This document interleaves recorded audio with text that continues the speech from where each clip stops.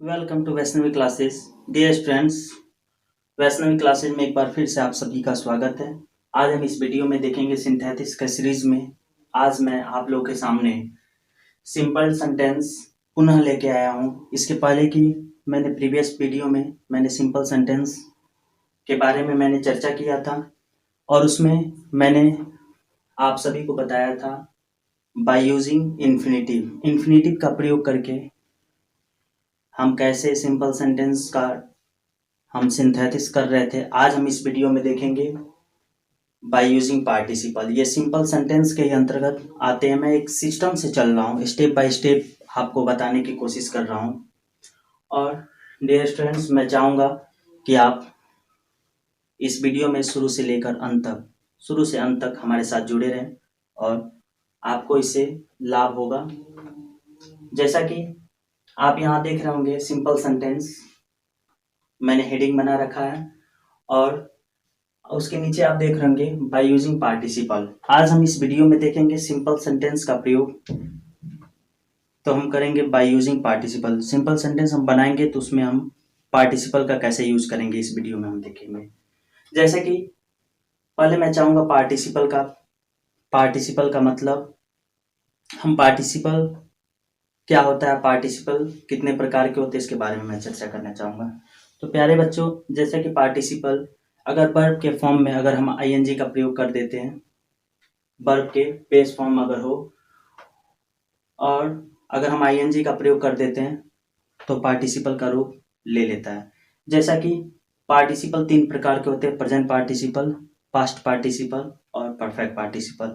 आज हम इस वीडियो में इन तीनों पार्टिसिपल को कवर करेंगे और उसके सहायता से हम सिंथेसिस को करेंगे। तो जैसा कि मैं बता दूं, प्रेजेंट पार्टिसिपल या वर्ब में आईएनजी लगाने से बनता है। तो प्यारे बच्चों, आप यहाँ देख सकते हैं प्रेजेंट पार्टिसिपल या वर्ब के अंत में आईएनजी लगाने से बनता है। तो प्यारे बच्चों, मैं बता दूं, प्रेजेंट पार्टिसिपल का निर्माण वर्ब में हम आईएनजी का प्रयोग कर हम प्रेजेंट पार्टिसिपल बना देते हैं और इसका हिंदी अर्थ भी होता है। जैसा कि आप वहां देख सकते हैं, करके, ते हुए या ता हुए, ये हिंदी उसका अर्थ जाता है। हिंदी के लिए हम इसका यूज करते हैं। तो यहाँ जैसा कि आप यहाँ पर एक नोट देख रहे होंगे, इसमें 2 कार्य साथ साथ चलते हैं तथा एक कार्य दूसरे का फल होता है। तो मैं बता दूं, प्रेजेंट पार्टिसिपल में जब हम करके यूज हम सेंटेंस सेपरेट दिया गया रहता है, अगर आप उसे कंबाइन करके अगर यूज करते हैं तो मैं बता दूं इसमें 2 काम साथ साथ चलते हैं और एक काम दूसरे का फल होता है। तो प्यारे बच्चों, without wasting my time I would like to come directly to the point. मैं बिना समय गवाए मैं डायरेक्ट आना चाहूंगा। जैसा कि आप यहाँ देख रहे होंगे, he saw a lion he fled away. तो मैं बता दूं इसको हम कैसे करेंगे, पार्टिसिपल का यूज करके कंबाइन इसको हम कर लेते हैं। जैसा कि ये 2 सेंटेंस दिया गया सेपरेट है, हम इसको कंबाइन करने जा रहे हैं। अगर हम इसे बनाएंगे तो प्रेजेंट पार्टिसिपल का यूज कर देंगे। प्रेजेंट पार्टिसिपल में हम जनरली फर्स्ट वर्ब का हम इस्तेमाल करते हैं, उसमें हम आईएनजी का प्रयोग करते हैं। तो आप अगर बनाना चाहते हैं तो आप बना लेंगे, seeing a lion he fled away. तो आपने यहां देखा, ये आपका पार्टिसिपल के द्वारा ये सिंथेसिस आपका हो गया है। तो मैं चाहूंगा आप दूसरे सेंटेंस की ओर हम आए। जैसे कि आप यहां देख सकते हैं, लिखा है I reached home I took off my clothes. मैं घर गया, आई रिच्ड होम मैं घर पहुंचा, आई टुक ऑफ माई क्लॉथेस मैंने अपने कपड़े को क्या कर दिया, उतार दिया। तो प्यारे बच्चों, यहाँ आप देख सकते हैं, इसको हम सिंथेसिस करेंगे तो कैसे करेंगे। जैसे कि आप यहाँ देख रहे होंगे, एक वर्ब है, एक मेन वर्ब है, इसमें हम आईएनजी का प्रयोग कर देंगे। रिच्ड है तो इसको हम रीचिंग कर देंगे, reaching home I took off my clothes. जैसे कि आप सोच रहे होंगे कि इसका हिंदी क्या हुआ, तो मैं बता दूं इसका हिंदी अर्थ कर करके ते हुए या ता हुए आता है। जैसे कि आप पहला सेंटेंस देख रहे होंगे, he saw a lion he fled away, उसने शेर को देखा, ही फ्लेड अवे वह भाग गया। तो मैं बता दूं जैसा कि यह पार्टिसिपल का यूज अगर आप करके आप इसे अगर यूज कर रहे हैं प्रेजेंट पार्टिसिपल का, तो तब देखिए अर्थ क्या हुआ, seeing a lion he fled away. Seeing a lion, शेर को देखकर, देख सकते हैं आप यहाँ पर उसका हिंदी अर्थ आया कर, कर देखकर मतलब शेर को देखकर ही फ्लेड अवे वह भाग गया। आइए तो तीसरे एग्जांपल्स की ओर हम आते हैं। जैसे कि यहाँ लिखा है the hunter took up his gun, शिकारी ने अपने बंदूक को उठाया, he went out to shoot the deer, और वह हिरन को मारने के लिए बाहर निकला। तो देखिए अगर इसको हम कंबाइन करेंगे तो फिर आप मेन वर्ब को लेंगे taking up, taking up his gun,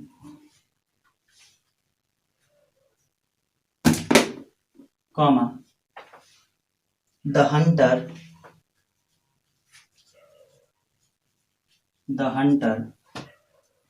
went out to shoot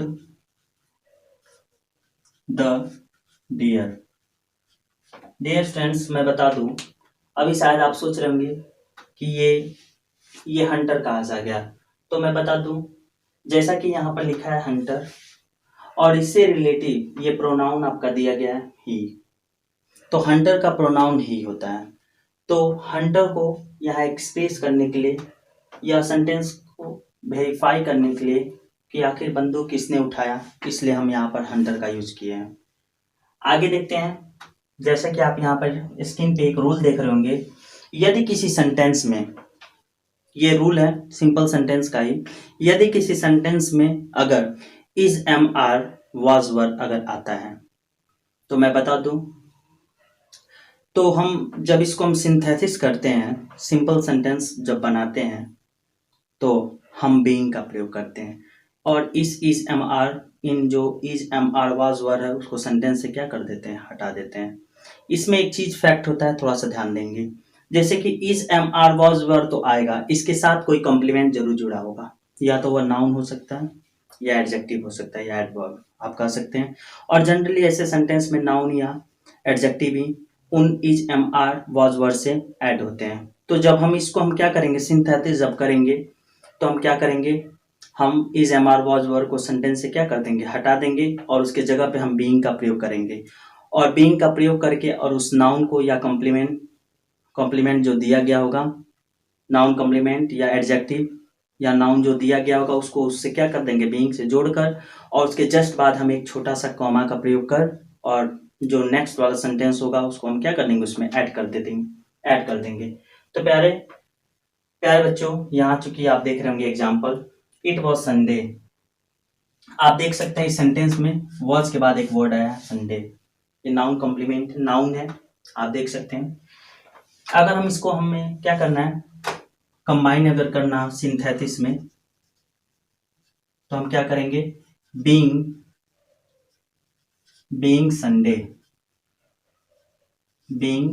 Sunday comma दे देंगे, द मार्केट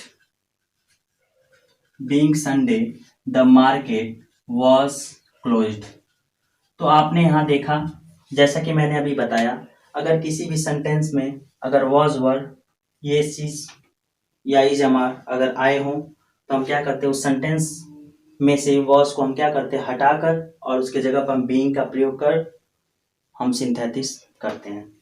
और भी आप एग्जांपल्स देख सकते हैं, यहाँ पर दिया गया है, जैसे कि यहाँ पर दिया गया है सी इज इंटेलिजेंट, वह तेज है, सी कैन सॉल्व दिस क्वेश्चन, वह इस प्रश्न को हल कर सकती है। तो डियर स्टूडेंट्स, यहाँ आप देख सकते हैं बीइंग, वैसे ही वही कंसेप्ट जैसा कि आप यहाँ किए हैं वैसे ही सेम यहाँ भी फॉलो करेंगे। बीइंग इंटेलिजेंट, आप देख रहे होंगे बीइंग के साथ उस एडजेक्टिव को हम जोड़ रहा हूं मैं यहाँ पर, और उसके बाद हम क्या करेंगे, सी इसको हम उतार लेंगे, सी can solve this question.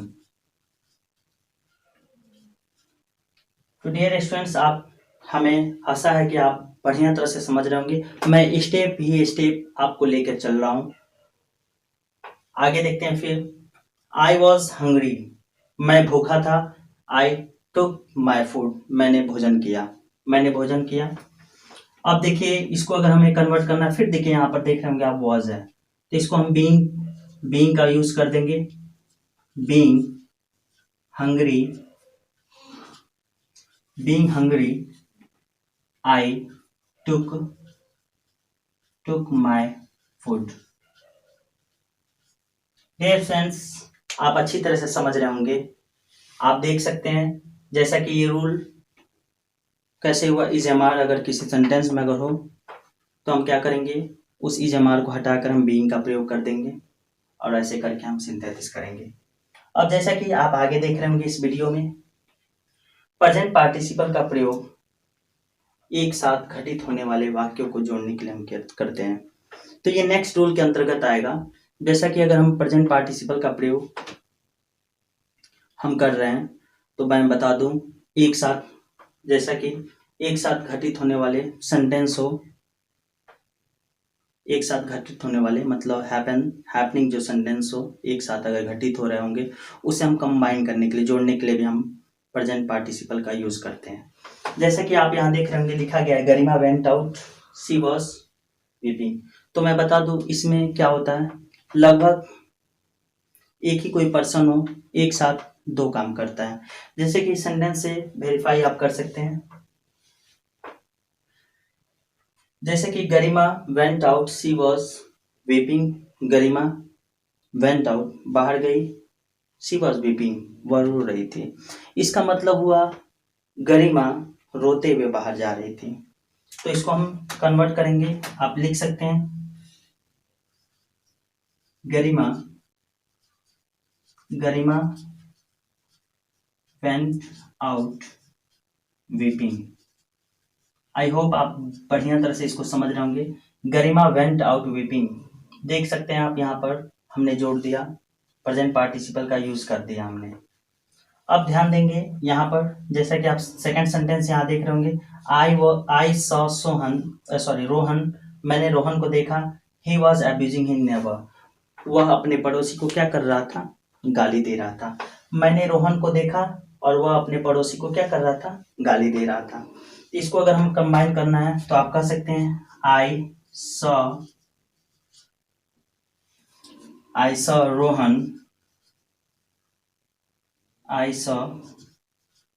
Rohan abusing. देख सकते हैं आप पार्टिसिपल का यहाँ यूज हो रहा है, abusing his neighbour. Dear friends, आप समझ रहे हैं बढ़िया तरह से।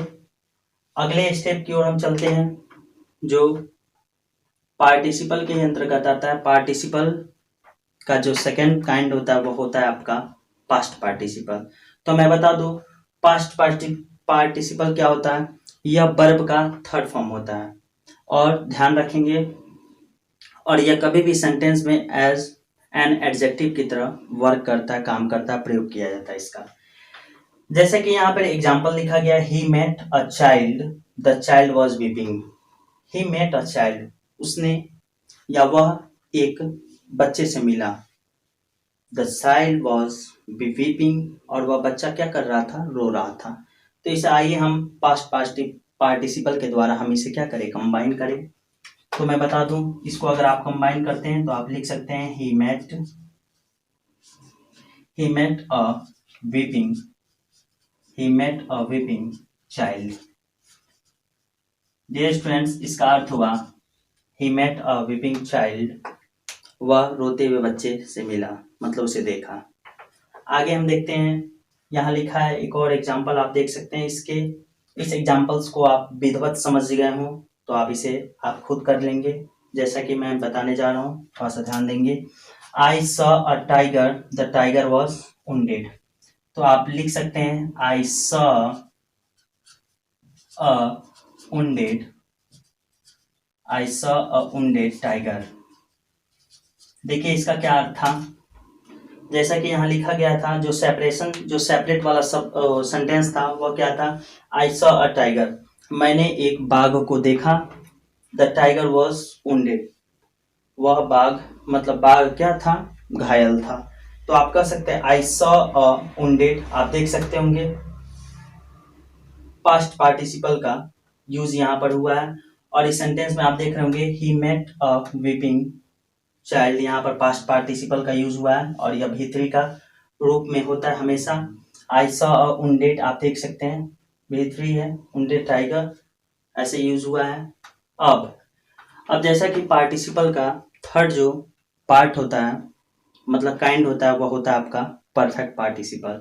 परफेक्ट पार्टिसिपल क्या होता है उसके बारे में मैं बता देना चाहता हूँ। यह हैविंग प्लस भी3 से बनता है। और प्यारे बच्चों मैं बता दूं पास्ट पार्टिसिपल का कंसेप्ट 2 होता है, 2 इसके पैटर्न्स होते हैं, इसके 2 स्ट्रक्चर होते हैं। पहला स्ट्रक्चर आपका एक्टिव वॉइस की तरह होता है, जैसा कि उसका स्ट्रक्चर होता है हैविंग प्लस भी3। यह जो होता है सेंटेंस का स्ट्रक्चर वो होता है एक्टिव फॉर्म में, एक्टिव वॉइस में। और दूसरा जो इसका फॉर्म होता है वो पैसिव वॉइस में, वह क्या है सुनिए देखिए, हैविंग प्लस बीन, या आप कह सकते हैं हैविंग बीन प्लस भी3 होता है। जैसे कि आप यहाँ देख रहे होंगे परफेक्ट पार्टिसिपल हेडिंग मैंने बनाया है और इसमें हैविंग के साथ भी3 का प्रयोग होता है। सही बात है, हैविंग के साथ भी3 का जब यूज होता है तो यह क्या हो जाता है, परफेक्ट पार्टिसिपल। अब यह 2 प्रकार के होते हैं, परफेक्ट पार्टिसिपल जो होते हैं वह 2 प्रकार के होते हैं। वह पहला जो होता है हैविंग प्लस भी3 जो एक्टिव फॉर्म में होता है, जैसा कि यहाँ पर एग्जाम्पल आप यहाँ देख रहे होंगे, I finished my work, I went to school.